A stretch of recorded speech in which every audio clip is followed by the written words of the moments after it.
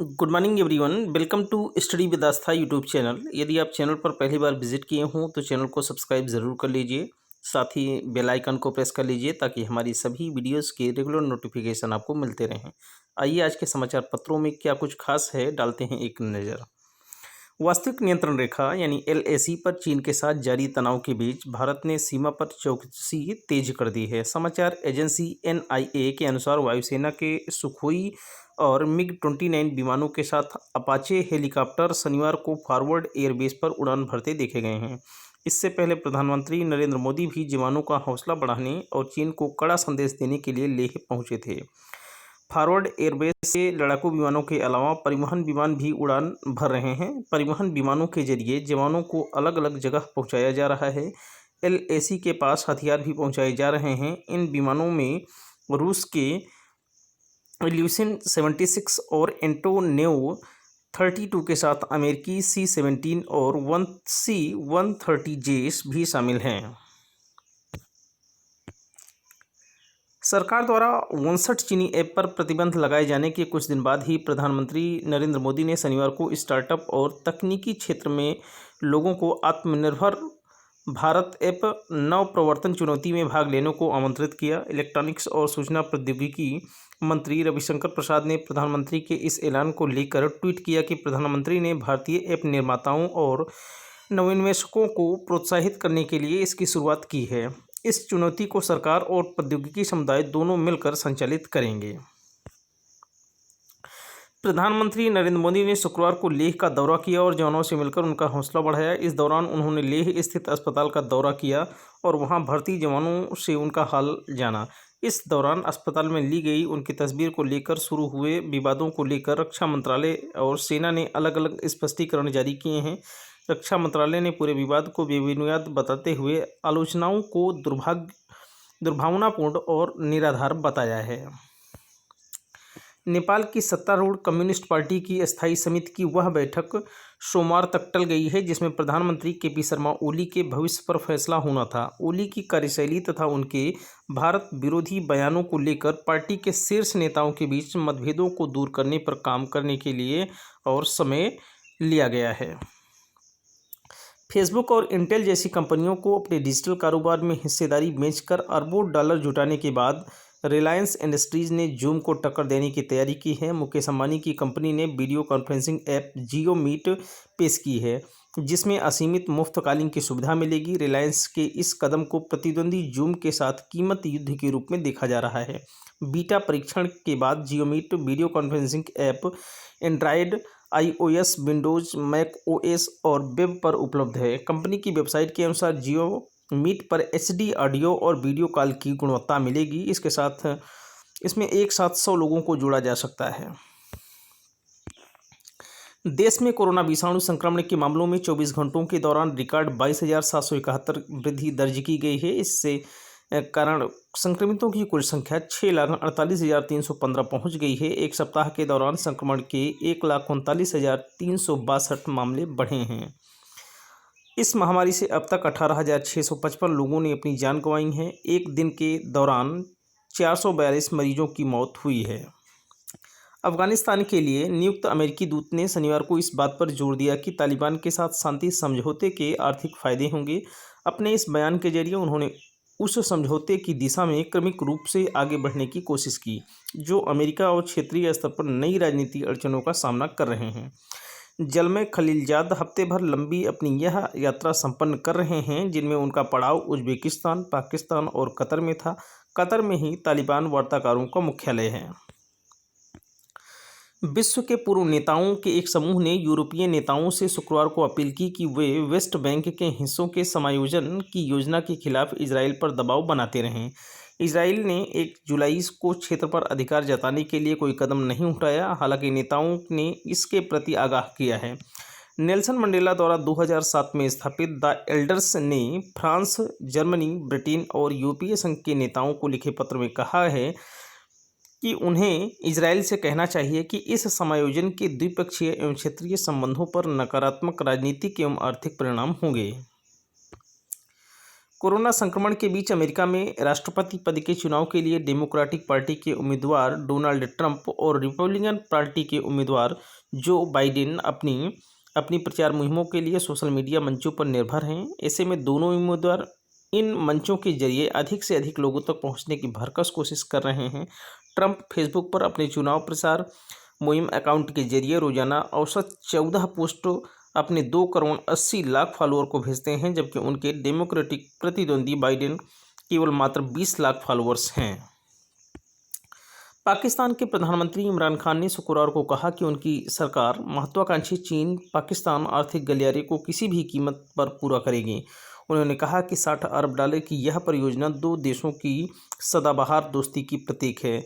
स्थानीय अखबार डॉन की एक खबर के अनुसार खान ने CPEC परियोजना की प्रगति की समीक्षा के लिए यहां हुई बैठक में कहा कि यह पाकिस्तान के आर्थिक व सामाजिक विकास के लिए शानदार परियोजना है। यूरोपीय संघ के एक शीर्ष राजनयिक ने कहा कि उन्हें ईरान से एक पत्र प्राप्त हुआ है जिससे उस अंतर्राष्ट्रीय समझौते में विवाद निवारण प्रक्रिया शुरू हो गई है जो तेहरान की परमाणु महत्वाकांक्षाओं को सीमित करने से संबंधित है। पत्र में चिंता जताई गई है कि ब्रिटेन, फ्रांस और जर्मनी इस समझौते को निभा नहीं रहे हैं।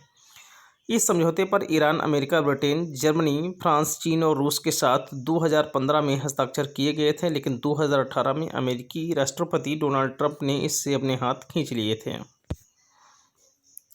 3 भारतीय कंपनियों ने मुंबई की मोनोरेल परियोजना के लिए रैक बनाने में रुचि दिखाई है। कुछ सप्ताह पहले मुंबई महानगर क्षेत्रीय विकास प्राधिकरण ने इस परियोजना के लिए चीन की 2 कंपनियों की बोली को खारिज कर दिया था। पिछले महीने MMRDA ने Jacob circle Wadala Chembur monorail परियोजना के लिए 10 रैक खरीदने के लिए 500 करोड़ रुपए के ठेकों को रद्द कर दिया था।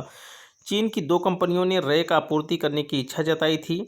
MMRDA का कहना था कि ये कंपनियां अपनी शर्तें थोपना चाहती हैं। प्राधिकरण ने शनिवार को ट्वीट किया कि 3 भारतीय कंपनियों ने मोनोरेल रोलिंग स्टॉक के डिजाइन और विकास में रुचि दिखाई है।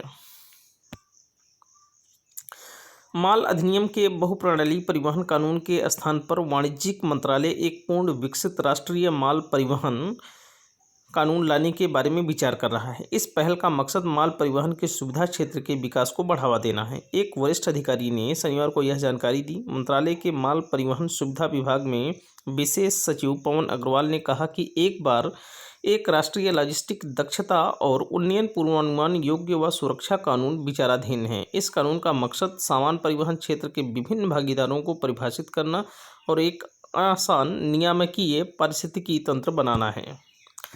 देश का विदेशी मुद्रा भंडार 26 जून को समाप्त सप्ताह के दौरान $1.27 अरब बढ़कर $506.84 अरब पहुंच गया। भारतीय रिजर्व बैंक के आंकड़ों में यह जानकारी दी गई है।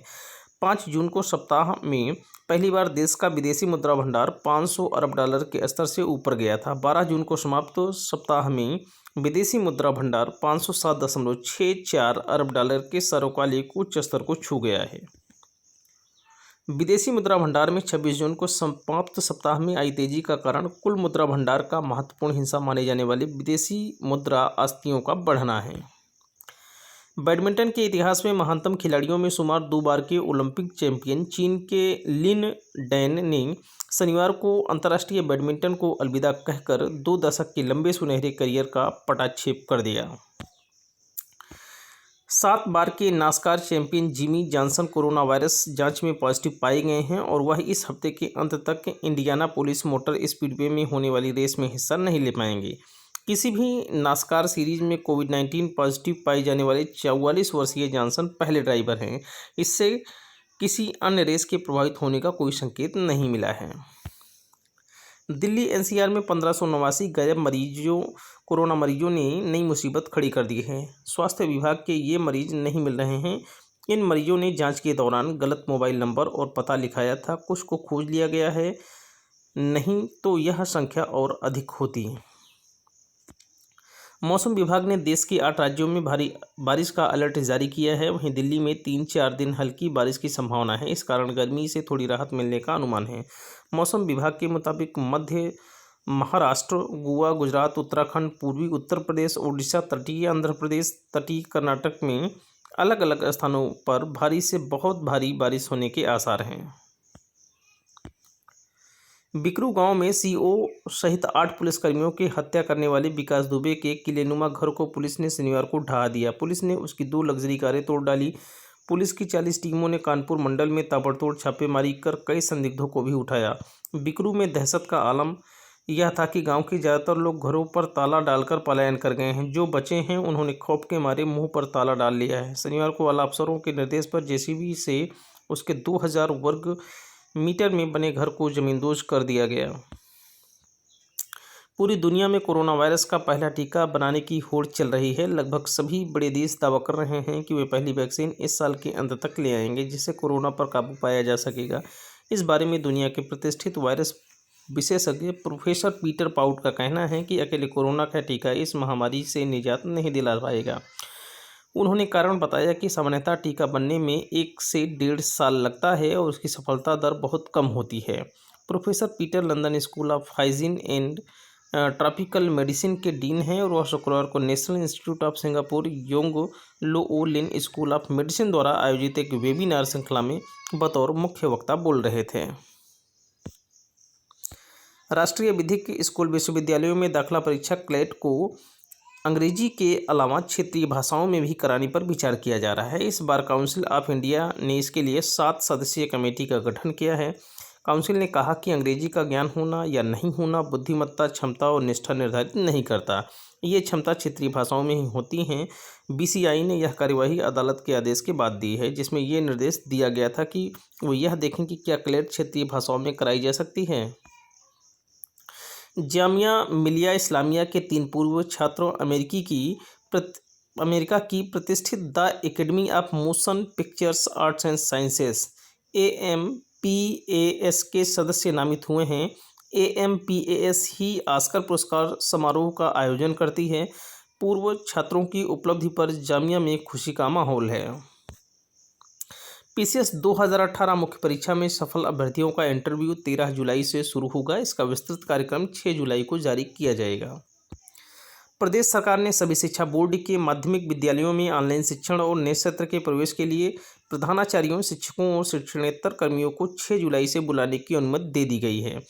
उप मुख्यमंत्री डॉक्टर दिनेश शर्मा ने बताया कि 15 जुलाई तक ऑनलाइन पढ़ाई शुरू करने के निर्देश दिए गए हैं। यदि आज का सेशन पसंद आया हो तो वीडियो को लाइक करें, शेयर करें, कमेंट करें और स्टडी विद आस्था के इस यूट्यूब चैनल को सब्सक्राइब करें। Thank you so much. शुक्रिया, धन्यवाद। Have a nice day.